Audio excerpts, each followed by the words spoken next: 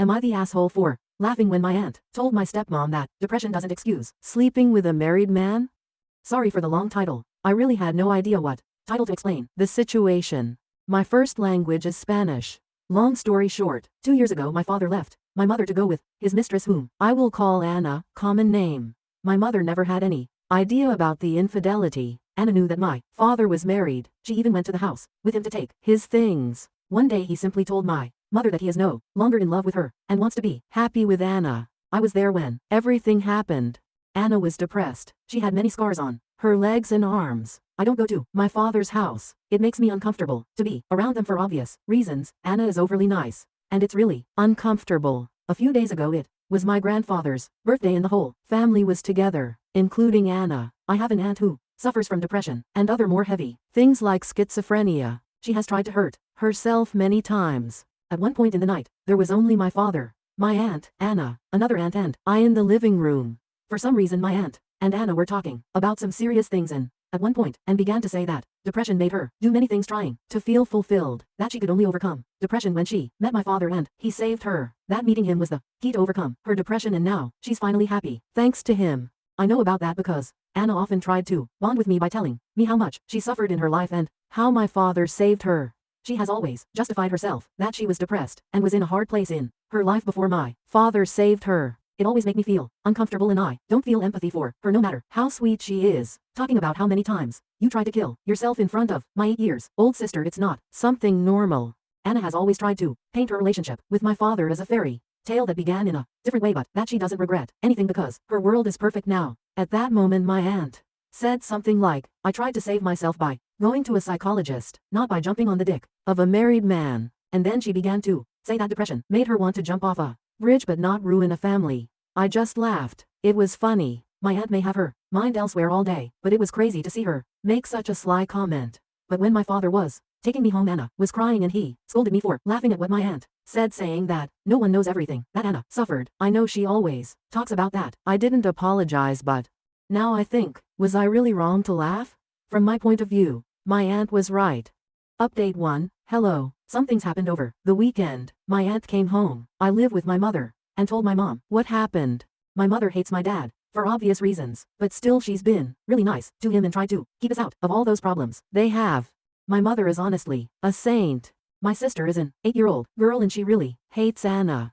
Anna once tried to get along with my sister and told her about the time she wanted to commit suicide and how my dad saved her. After that my sister came home asking my mother if she had ever thought about committing suicide. That's not a question an 8-year-old girl should ask, and my sister even asked me questions about suicide after that. I don't really know what else exactly Anna said to her, but it definitely affected her as a little girl. It's not even something you should talk about with a girl of that age. My mother was furious, and since that day she forbids my father to have my younger sister near Anna as she considers her a dangerous and unstable person around children. Since that day things have been really tense between my father and my mother. My little sister doesn't want to visit our father, says she is fine with this. My aunt told my mother that Anna talked about it again, but this time in front of me. Apparently my father and Anna were totally forbidden to talk about these things in front of me too. I'm not a little kid, but apparently that was the arrangement my mother made with my father when she set boundaries for them. My aunt told her what happened that day, and I confessed to my mother that Anna and my father talk a lot about those suicide attempts in front of me, which is something I should have talked about before. But at that moment I didn't want problems and decided to just ignore them.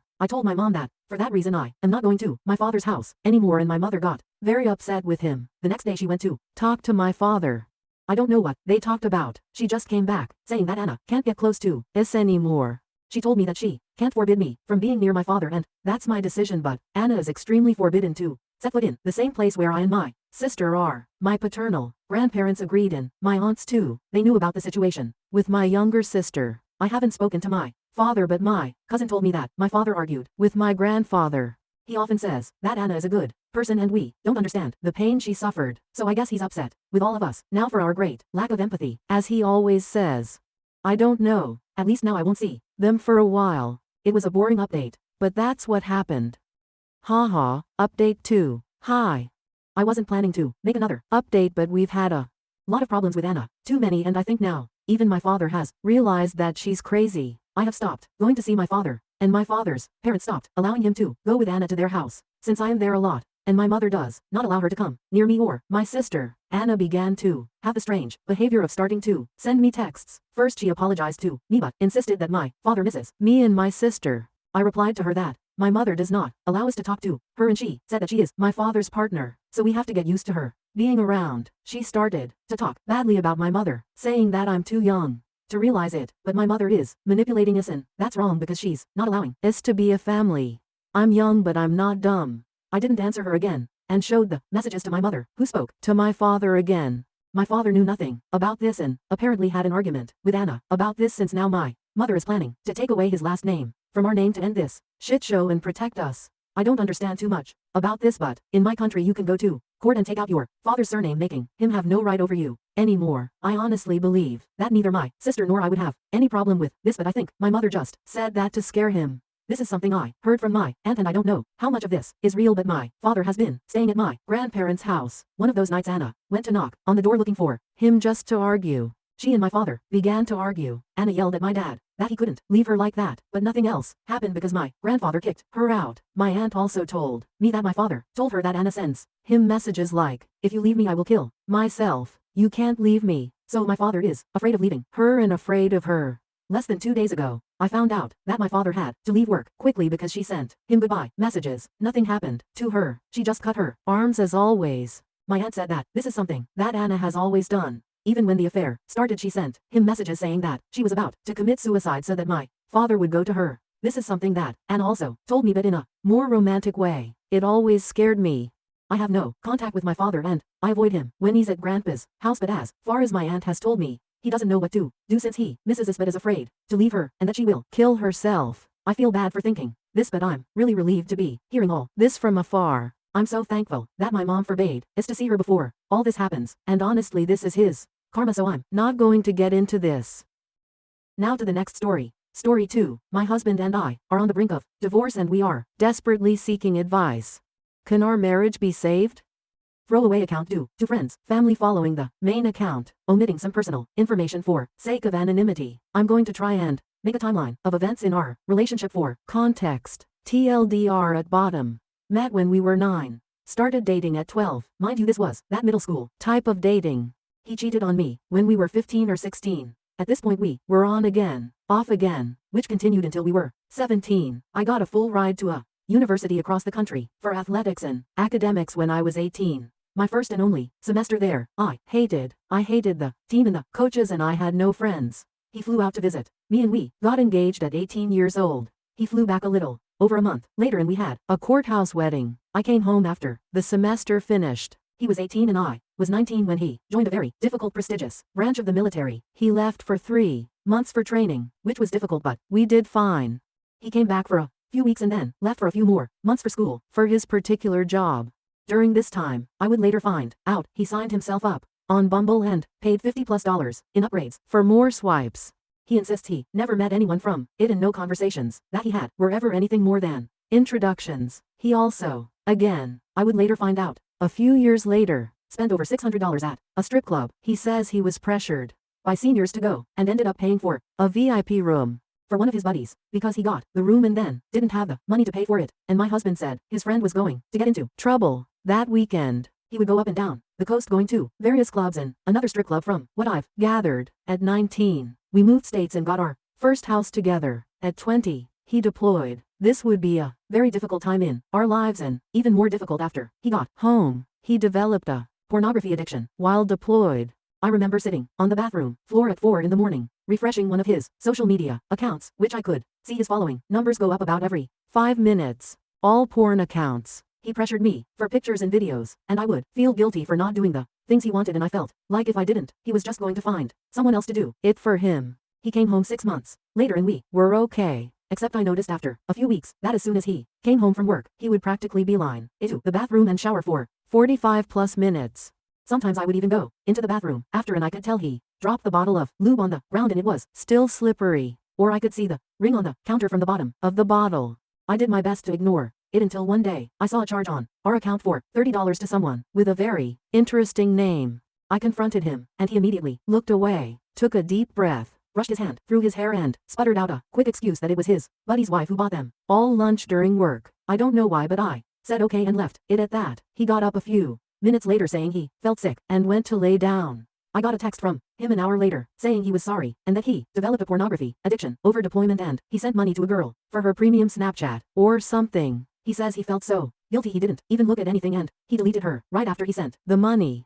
I realized that the day this transaction took place, he had bought me flowers. He has never done that before, not even on any special occasions. From here on the dates get confusing. For me, I don't remember what happened first or when or how far apart, but I'll do my best to include as much information as I remember. Sometime later, maybe weeks, maybe months, I woke up to a message from an old acquaintance on a certain social media site. I think we were still 20 or maybe 21. I don't remember what exactly she said, something along the lines of, I just wanted you to know 4x said this to me, or something like that. He had messaged her the night prior, whilst drinking at a friend's house down the road, that he loved, and I wish so badly I could remember more, but for some reason I can't. I know she said something like, you can't be saying that you're married. And he said something along the lines of, I don't care.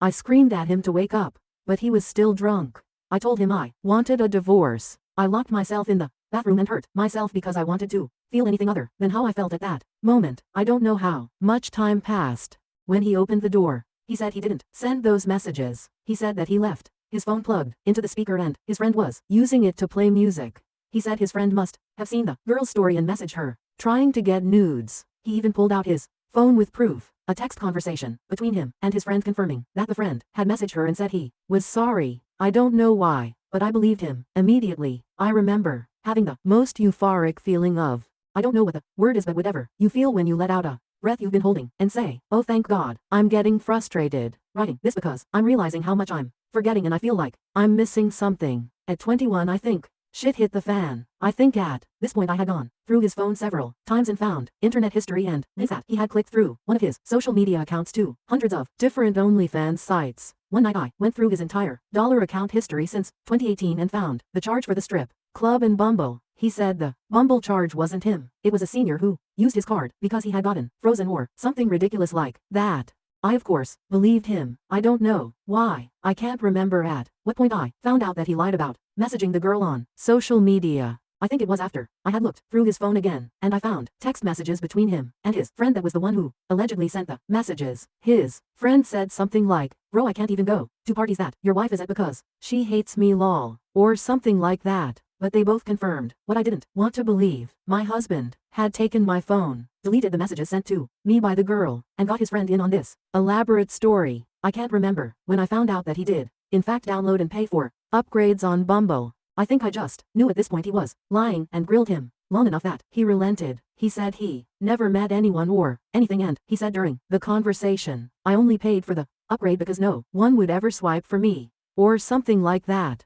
I can't remember at what point we went to information to file for divorce. I'd never seen him cry before, besides one other time. After we got married, at the airport, he cried so hard and he wouldn't let me see, just hugged me and buried my face in his chest so I wouldn't see. He said he didn't want to leave, but he cried constantly after I told him this was it and that I had an appointment and paperwork filled out to file for divorce. I'd never seen him like this before, constantly saying he was sorry, deleting every account he'd ever owned, crying at the drop of a pin, saying things like he will never marry again. I could have everything in our savings. He'd pay for me to finish college if that's what I wanted. I relented and we went to marriage counseling. He set up a lot. He was never on his phone anymore.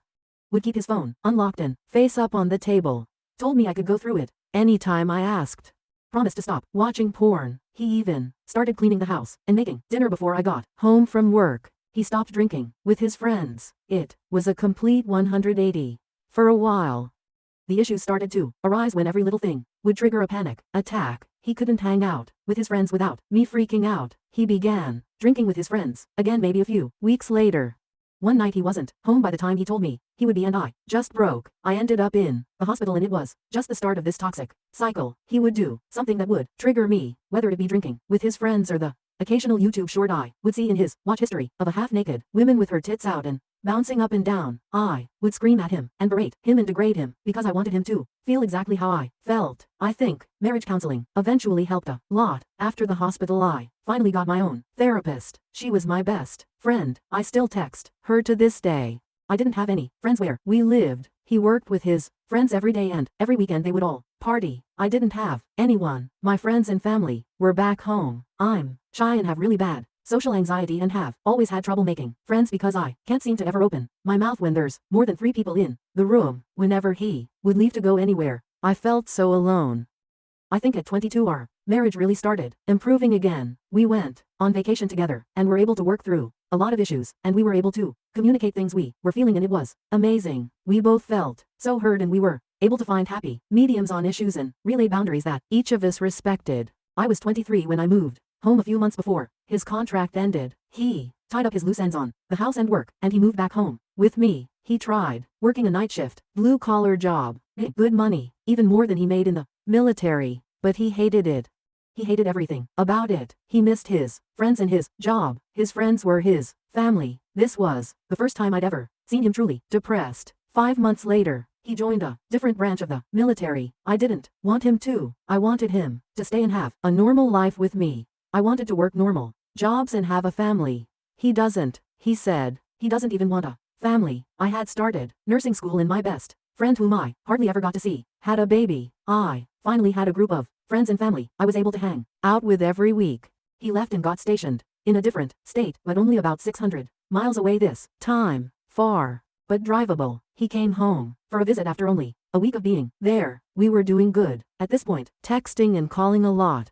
A little over a month ago he left to go across the country for a 6-week exercise in the desert. He didn't have his phone for most of it, but he was able to text me once over a week ago. He didn't text again after that until I messaged him letting him know that a pet of mine had died. He replied immediately, "I've realized that he has had his phone, but just hasn't been talking to me. Yesterday, he texted me in the morning letting me know that he was going to spend an upcoming holiday with an old military friend from his previous branch, and then the holiday after that he wanted to go see his extended family in a different state. We've talked a lot since then, not about anything good. I've asked why he's pushing me away, and he said he's focusing on his goals. I said I felt like I was being put on the back burner until he was ready to acknowledge me in our marriage, and I tried to tell him he didn't have to be alone and that I would support him. He said, "You can't, though. You say you can, but you didn't support college or the CIA, so I kind of felt I should just do this alone and get rid of some of the..." And I realized he was right. He brought up college when we were about 21, maybe 22, and I actually scoffed at him because I didn't realize he was being serious. I didn't believe he could do something like that.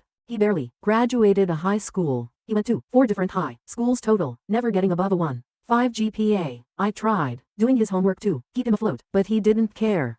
I even got him enrolled in the same online academy that I attended. Due to public school not fitting around my athletic schedule, and I had to do every class and every assignment for him because he would never do them, he ended up graduating from what you would call an alternative high school.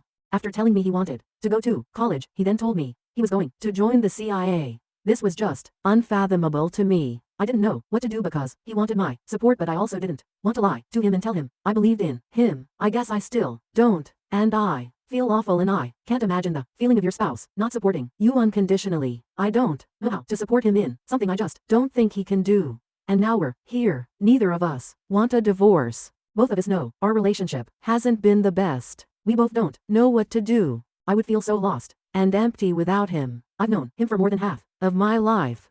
Our personalities are formed around each other. We talk the same. We have the same mannerisms. We experience growing up together and becoming adults together. I just want to add that these experiences I've listed were the worst times. We've had amazing experiences together. We have so much fucking fun together. He makes me laugh more than anyone else can. He knows everything about me and has been there for every important moment in my life. I'm absolutely terrified of the future. I'm scared to tell my family if we get a divorce. I don't want to be another statistic. I know we got married young. I know we are a military family. I know that most of these marriages ended in divorce, but I really fucking thought we were different. I don't want to start over. I'm almost 24, and I know that's still considered young, but I've known him for 14 years. I thought we would have started thinking about having a family together by now. He just wants to focus on his career and says he doesn't think he even wants a family. I don't know what to do anymore. If you're still here, thanks for reading. I apologize if I'm all over the place. I haven't ever shared all this with anyone. I'm embarrassed of my situation and feel at a loss at what to do anymore. I'm really nervous to read any replies because I think I know what they're all going to say. TLDR, married young. He's in the military. History of infidelity on his part, verbal abuse on my part, and lack of support. Have had successful marriage counseling in the past, but we're at the point where we feel like we want different things, but both of us still love each other and don't want to divorce. Neither of us know what to do. Update 1. After over 1,000 people castigating me in the comment section, I wanted to sort of give an update and answer a few questions. First off, yes, I can in fact type like a motherfucker. I had every intention of creating this post with anonymity, which obviously went down the drain as soon as I started typing. I didn't think this would get more than a couple thousand views and a handful of comments. I typed out every ignominious detail because I needed to see for myself everything in one spot. Someone said, I must be exhausting to be around if I tell my friends and family all this. Well, you'll be happy to know that no one knows. I have never told any of my friends and family even a percentage of what has happened. That's why I ended up writing an epic. I wanted someone to know everything and tell me what to do, because my brain has become this convoluted, the rose-colored type of convoluted mess of, I don't even know. I have made my husband out to be this strong, loving, endearing, charismatic provider, and I know why. I've spent my entire life wanting to be the fucking best at everything. My dad's favorite thing he used to say to me every day after practice was, second place is just the first loser. And I fucking held on to